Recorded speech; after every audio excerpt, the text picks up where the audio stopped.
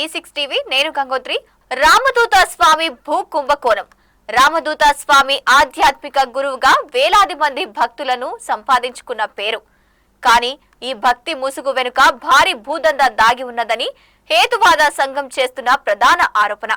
కేవలం ఒక అబద్ధంతో 36 ఎకరాల ప్రభుత్వ భూమిని ఒక వ్యక్తి ఎలా తన సొంతం చేసుకోగలడు?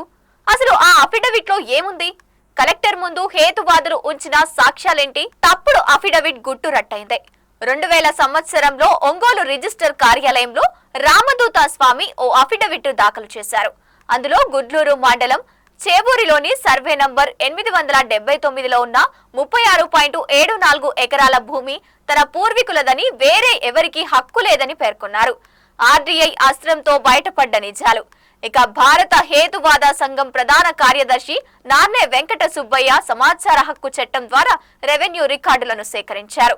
ఆ రికార్డుల ప్రకారం ఆ భూమి స్పష్టంగా చెరువు పోరంబోకు అని తేలింది. తహసీల్దారులకు నిర్ధారణ అయ్యింది.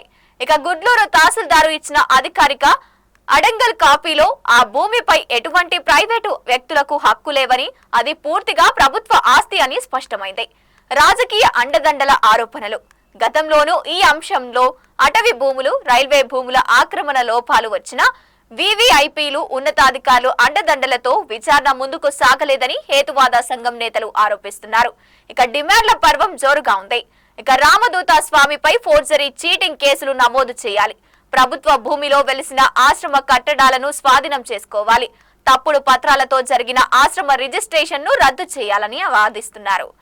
మనకి గుడ్లూరు మండలం చేవూరులో దొంగ రామదూత అనే స్వామి మీకు తెలుసు. గత 25-30 సంవత్సరాలుగా ప్రభుత్వ భూములు ఆక్రమించి ఆశ్రమం పేరుతో మోసం చేస్తున్న సంగతి అందరికీ తెలుసు.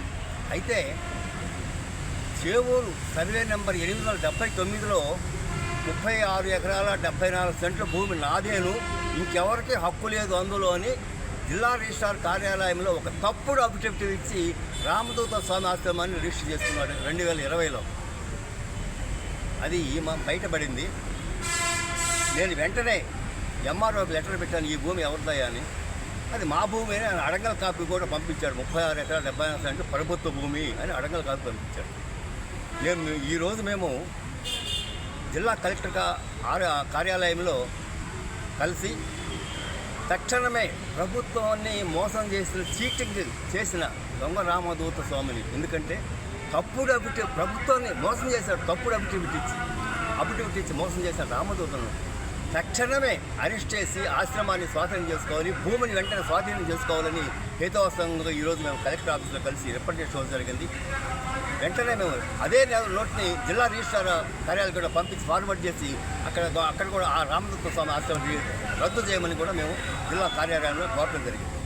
ఇక చూశారుగా, ఆధ్యాత్మికత పేరుతో ప్రభుత్వ ఆస్తులను కైవసం చేసుకోవడం ఇప్పుడు సర్వసాధారణంగా మారిపోయింది. కానీ హేతువాద సంఘం సేకరించిన ఈ పక్కా ఆధారాలు ఇప్పుడు రామదూత స్వామిని చిక్కుల్లోకి నెట్టాయి. జిల్లా కలెక్టర్ ఈ ఫిర్యాదుపై ఎలాంటి చర్యలు తీసుకుంటారు? ఆక్రమిత భూమిని తిరిగి ప్రభుత్వం స్వాధీనం చేసుకుంటుందా లేదా అనేది గతంలో లాగే రాజకీయ ఒత్తిళ్లతో ఈ కేసు కూడా నీరుగాల్చిపోతుందా? వేచి చూడాల్సిందే. నిరంతరం వార్తలను వేగంగా అందిస్తున్న మా ఛానల్ E6 టీవీని చూస్తూనే ఉండండి.